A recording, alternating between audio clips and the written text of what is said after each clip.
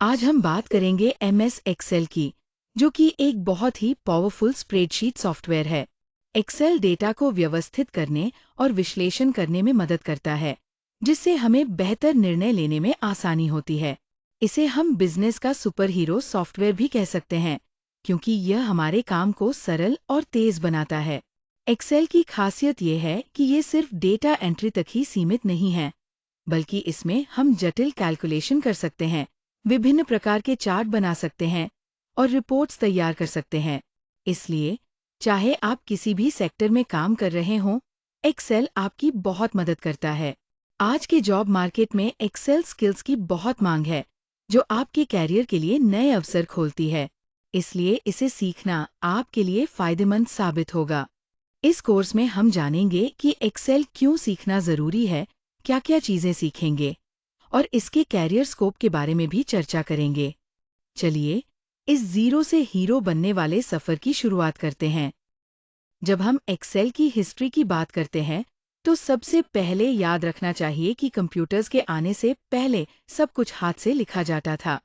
Laser books और registers में हाथों से एंट्रीज करनी पड़ती थी, जो काफी टाइम कंज्यूमिंग और गलतियों से भरपूर होती थी।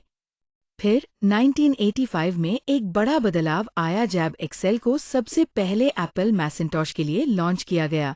ये एक नए युग की शुरुआत थी, जहां कैलकुलेशंस ऑटोमेटिक होने लगे और हमारा काम बहुत आसान हो गया।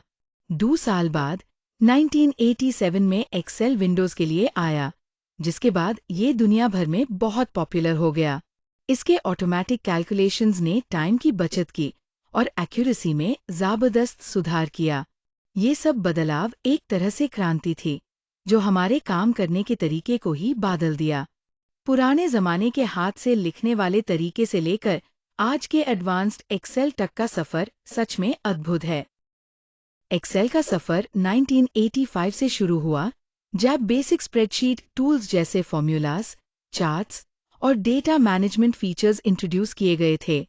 ये पहले वर्जन्स बहुत महत्वपूर्ण थे, क्योंकि इन्होंने हमारे डेटा को ऑर्गेनाइज करने और एनालाइज करने की बुनियाद रखी। फिर एक्सेल 2007 में एक बड़ी रेवोल्यूशन हुई जब रिबन मेन्यू इंट्रोड्यूस किया गया, जिसने इंटरफेस को बिल्कुल बदल दिया और टूल्स को ढूंढना बहुत आसान कर दिया। इसके बाद के वर्जन्स में पावर क्वेरी और पावर पाइवोट जैसी एडवांस्ड फंक्शनैलिटीज आई। साथ ही नए फंक्शंस जैसे एक्सलूप और डायनामिक अरेज ने डेटा मैनिपुलेशन को और भी ज्यादा फ्लेक्सिबल और पावरफुल बना दिया। आज के समय में माइक्रोसॉफ्ट 365 के साथ एक्सेल क्लाउड में अवेलेबल है, जिसकी वजह से हम कहीं भी, कभी भी अपनी फाइल्स एक्सेस कर सकते हैं और रियल टाइम कोलैबोरेशन भी कर सकते हैं। ये एक गेम चेंजर है जो प्रोडक्टिविटी को नए स्टार पार ले गया है। हर एरा ने अपना यूनिक कंट्रीब्यूशन दिया है, जिसे समझना हमारे लिए बहुत जरूरी है। तो यहाँ हम बात कर रहे हैं एक्सेल की फाइल स्ट्रक्चर की, खासकर वर्कबुक और वर्कशीट के बीच के फर्क की। सबसे पहले, वर्कबुक पूरी एक्सेल फाइल होती है। इसे आप एक किताब की तरह समझ सकते हैं, जिसमें कई चैप्टर्स या सेक्शंस होते हैं। इसी तरह, एक वर्कबुक में आप कई वर्कशीट्स जोड़ सकते हैं। ये वर्कशीट्स अलग-अलग डेटा को ऑर्गेनाइज करने के लिए होती हैं, जैसे कि किताब के अलग-अलग पन्ने जहां विभिन्न जानकारी लिखी जाती है। आप वर्कशीट्स को रिनेम कर सकते हैं, कॉपी कर सकते हैं, मूव कर सकते हैं या डिलीट भी कर सकते हैं, जिससे आपका डेटा और भी बेहतर तरीके से मैनेज हो सके। तो मुख्य बात यह है कि वर्कबुक आपकी पूरी एक्सेल फाइल होती है और वर्कशीट्स उसके अंदर के इंडिविजुअल शीट्स होते हैं, जो डेटा को ऑर्गेनाइज करने में मदद करते हैं। ये स्ट्रक्चर आपकी फाइल्स को सही तरीके से ऑर्गेनाइज और एक्सेस करने में बहुत यूजफुल होता है। एक्सेल के ग्रिड सिस्टम को समझना बहुत जरूरी है, क्योंकि यही उसका बेसिक स्ट्रक्चर है जिसमें हम अपना डेटा ऑर्गेनाइज करते हैं। सबसे पहले बात करते हैं कॉलम्स की, जो वर्टिकल लाइंस होती है और ए से लेकर XFD तक होती है, यानी टोटल 16,384 कॉलम्स होते हैं। ये कॉलम्स हमारे डेटा को वर्टिकल डायरेक्शन में ऑर्गेनाइज करते हैं। फिर आती है रोज, जो हॉरिजॉन्टल लाइंस होती है और नंबर से लेबल की जाती है, 1 से लेकर 10,48,576 तक। इसका मतलब है कि एक्सेल में हम बहुत बड़े डेटा सेट्स भी मैनेज कर सकते हैं बिना किसी दिक्कत के। जब एक कॉलम और एक रो मिलती है तो हमारे पास एक सेल बनता है। ये सेल एक छोटा सा बॉक्स होता है जिसमें हम अपना डेटा जैसे टेक्स्ट, नंबर्स या फॉर्मूलाज लिख सकते हैं। हर सेल का एक यूनिक एड्रेस होता है जिसे हम सेल रेफरेंस कहते हैं, जैसे 1, B2 या C3। इसका मतलब ये है कि वन सेल कॉलम ए और रो 1 में होता है, B2 कॉलम बी और रो 2 में, और इसी तरह। तो सेल्स ही एक्सेल में डेटा का घर है, जहां से हम अपनी कैलकुलेशंस और डेटा एनालिसिस शुरू करते हैं। समझ गए ना कि एक्सेल का ये ग्रिड सिस्टम कैसे कॉलम्स, रोज और सेल्स की मदद से हमारा डेटा ऑर्गेनाइज करता है? एक्सेल फाइल को सेव करना और उसे सही जगह पर स्टोर करना बहुत ज़रूरी होता है, ताकि आपकी मेहनत बर्बाद ना हो। सबसे पहले फाइल मेन्यू में जाकर सेव एज ऑप्शन का इस्तेमाल कीजिए।